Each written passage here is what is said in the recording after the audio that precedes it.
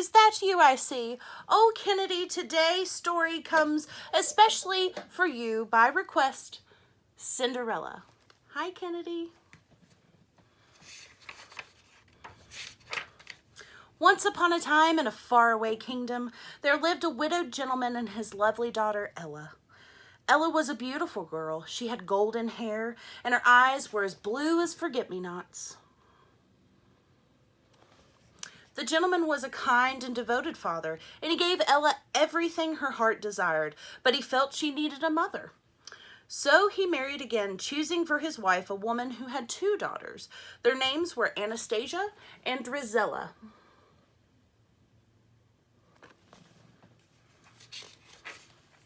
The gentleman soon died. Then the stepmother's true nature was revealed. She was only interested in her ugly, selfish daughters. The stepmother gave Ella a little room in the attic, old rags to wear, and all the housework to do. Soon, everyone called her Cinderella because she got so covered with cinders from cleaning the fireplaces. But Cinderella had many, many friends. The old horse and Bruno the dog loved her. The mice loved her too. She protected him from her stepmother's nasty cat, Lucifer. 2 of her favorite mice were Gus and Jacques. Cinderella was kind to everyone, even Lucifer. But Lucifer only took advantage of her kindness.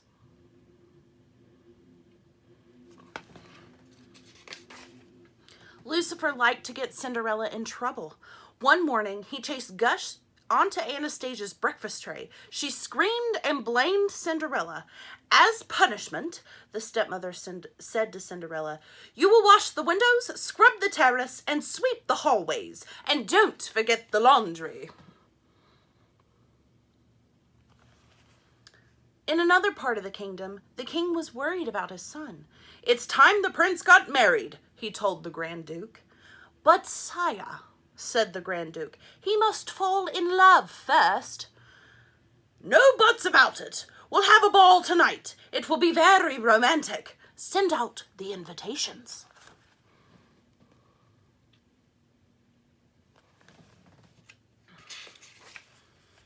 When the invitation arrived, Cinderella's stepmother announced, "Every girl in the kingdom is invited to a ball in honor of the prince." "Why, that means I can go too," Cinderella said. "Well, yes," the stepmother replied with a sly smile.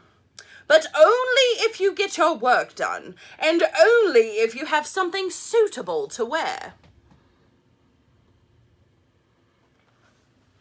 Cinderella had hoped to fix her old party dress, but Anastasia and Drizella wanted her to help them instead.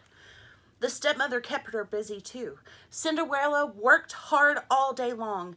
Then she finally came back to her little attic room, and it was almost time to leave for the ball, and her dress wasn't ready.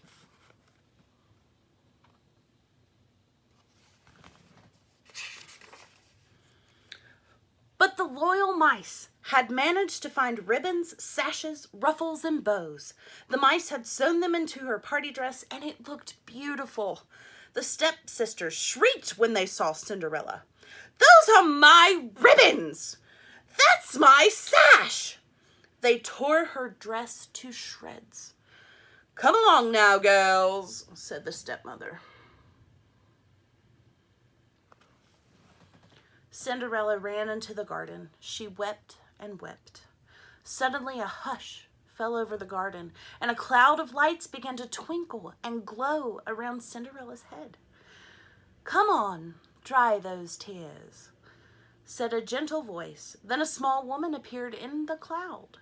"You can't go to the ball looking like that. Now, where's my magic wand?"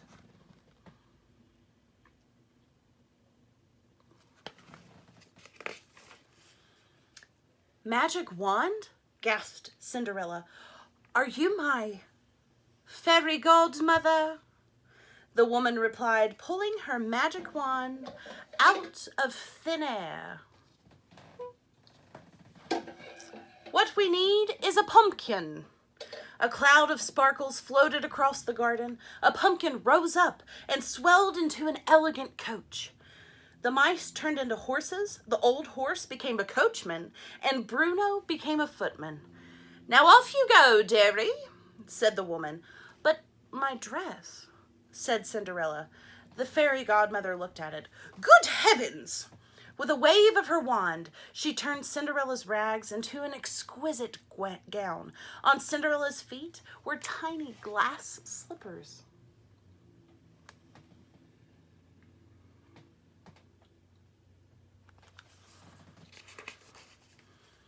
"Now remember," said the fairy godmother, "you must leave the ball at midnight. That's when the spell will be broken and it will all be as it was before." Cinderella promised. Then she stepped into her magical coach and was swept away to the palace. When Cinderella arrived at the ball, the prince was yawning with boredom. Then he caught sight of her. Ignoring everything around him, the prince walked over to her. He kissed Cinderella's hand and asked her to dance. They swirled off across the ballroom.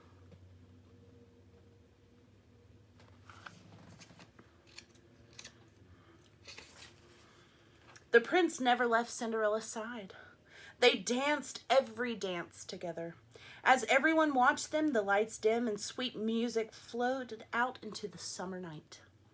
And then Cinderella heard the clock begin to chime. "Oh no," she gasped. "It's midnight. I must go."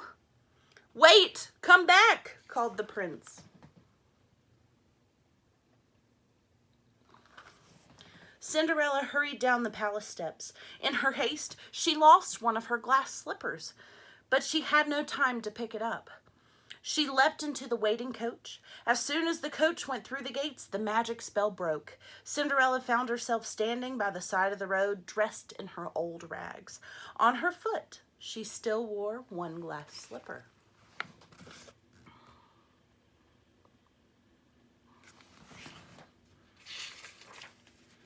Her coachman was an old horse again, and her footman was Bruno the dog. Her coach was an old hollow pumpkin, and her horses were 4 of her mouse friends. They looked sadly at Cinderella. They all hurried home. They had to be back before the others returned from the ball. The next day, the stepmother told the girls that the Grand Duke was coming to see them. "He's searching the kingdom for a long lady whose foot fits the slipper. Whoever she is, she will marry the prince."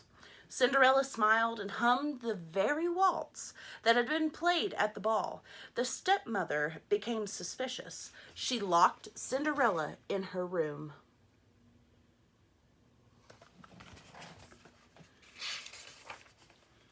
Gus and Jacques had a plan to help Cinderella. While Anastasia and Drizella tried to squeeze their big feet into that little glass slipper, the 2 mice sneaked into the stepmother's pocket. They got hold of the key, tugged it upstairs, and unlocked the door. Cinderella rushed downstairs to try on the glass slipper. "Your Grace," she said, "may I try on the slipper?" The wicked stepmother fumed with anger. She tripped the page who was holding the glass slipper. It fell to the floor and broke into 1,000 pieces. "Don't worry," Cinderella said, reaching into her pocket. "I have the other one right here." She put on the slipper and it fitted perfectly.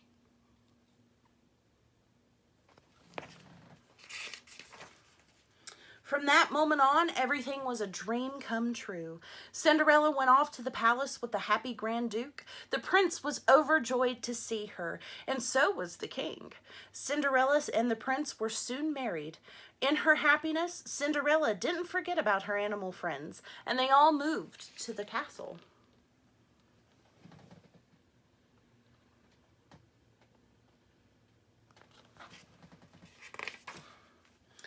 Everyone in the kingdom was delighted with the prince's new bride, and Cinderella and the prince lived happily ever after.